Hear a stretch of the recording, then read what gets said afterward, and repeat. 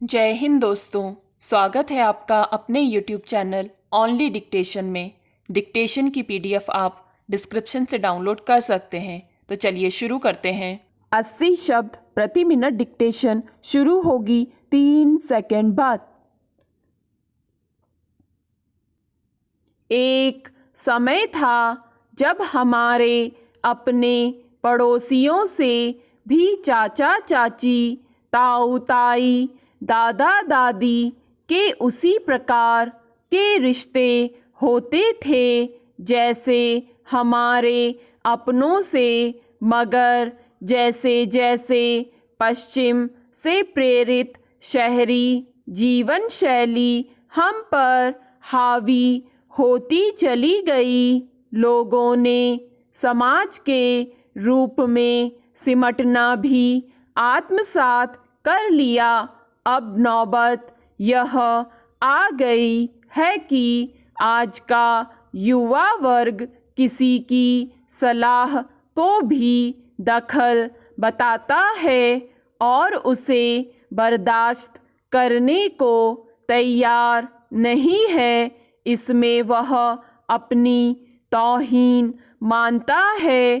चिंता की बात यह है कि यह स्थिति अब केवल शहरों में सीमित नहीं रही, गांवों में भी पसरती जा रही है। नतीजा यह हुआ कि अधिकांश दंपत्ति शादी के बाद अपने परिवार से अलग ज़्यादा पसंद करते हैं।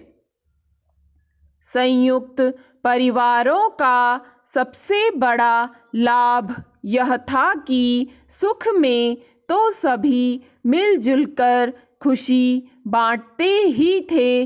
असली सहभागिता दुख की स्थितियों में होती थी। साझेपन और संवेदना की ज़रूरत दुख में ही पड़ती है।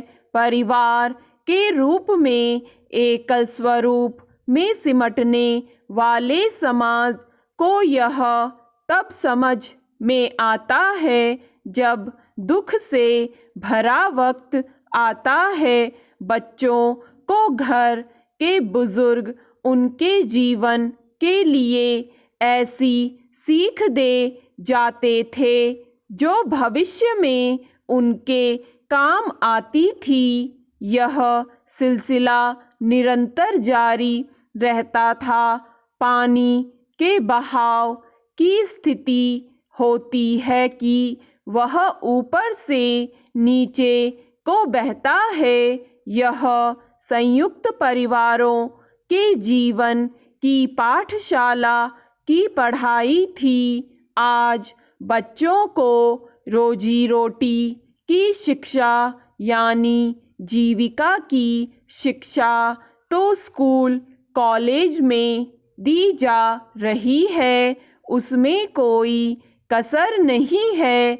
उस ओर माँ बाप का भी बच्चों पर पूरा दबाव है। वे रात दिन एक किए हुए हैं, अलग से कोचिंग भी कराते हैं।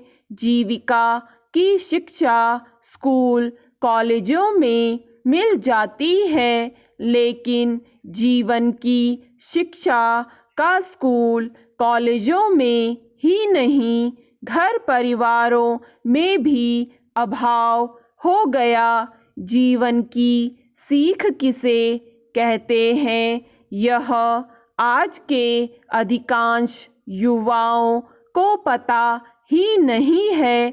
उनकी केवल एक ही धुन है कि जैसे भी हो बस पैसा कमाओ। यही वह परिवार और समाज से सीख रहा है। इसी चक्कर में उसके अपनों से भी रिश्ते नाते टूटते जा रहे हैं। गांव को लेकर चिंता इसलिए होगी कि आज भी हमारे देश के करीब 70% लोग गांव में रहते हैं। जिन लोगों ने गांव से शहरों की ओर कूच किया, उसमें उनकी कोई न कोई मजबूरी रही। रोजी रोटी की तलाश या फिर गांवों में शिक्षा की उचित व्यवस्था नहीं होने से लोग शहरों की ओर पलायन कर रहे हैं। शहरों में जाकर उनकी आर्थिक स्थिति और शिक्षा से जुड़ी समस्या तो हल हो जा सकती है, लेकिन इसी के साथ साथ धीरे धीरे उन पर महानगरीय रंग चढ़ता जाता है। यह सब कोई एक दिन में नहीं हो जाता है, इसमें वर्षों और कई दशक भी लगते हैं। गांव से शहरों में लोगों को इसकी चकाचौंध ने इस कदर अपने आगोश में लिया कि धीरे धीरे गांव से उनके रिश्ते नाते खत्म होते चले गए।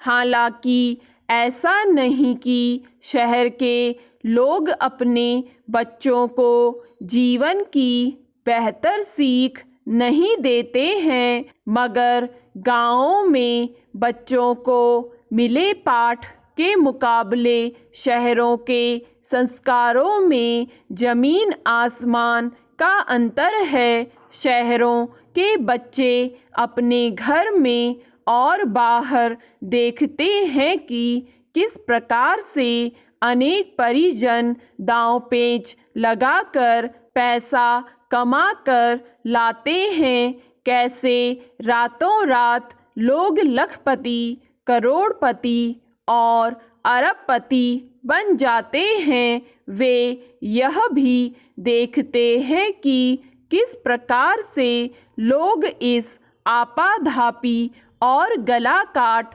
प्रतिस्पर्धा में लोग किसी का बुरे से बुरा करने में भी नहीं हिचकते। एक समय था जब गांव की बेटी सबकी बेटी के रूप में प्यार और संरक्षण पाती थी। गांव का कोई व्यक्ति जब अपनी बेटी से मिलने उसकी ससुराल जाता था तो उस गांव में अपने गांव की ब्याही गई किसी अन्य लड़की के घर भी मिलने चला जाता था और उसे आशीर्वाद देता था। वह महिला भी उसे अपने गांव के रिश्ते के अनुसार भैया, चाचा, ताऊ, बाबा कहकर संबोधित करती थी। वह आने वाले से अपने परिवार के बारे में समाचार तो सुनती ही थी, पूरे गांव के बारे में भी पूछती थी। यह था एक दूसरे से जुड़ाव। एक कहावत है कि हमें दूध मिले तो हमारे पड़ोसी को हमारे यहाँ से कम छाछ तो अवश्य मिलनी ही चाहिए। यही सब चीज़ें थी जो हमें एक दूसरे से जोड़े हुए थीं। मगर अब सोचने पर पता चलता है कि इंसान और पशु पक्षी में क्या अंतर है। पेट तो पशु पक्षी भी भरते हैं, अपने रहने की जगह बनाते हैं, कुछ निर्धारित समय तक परिवार के साथ भी रहते हैं।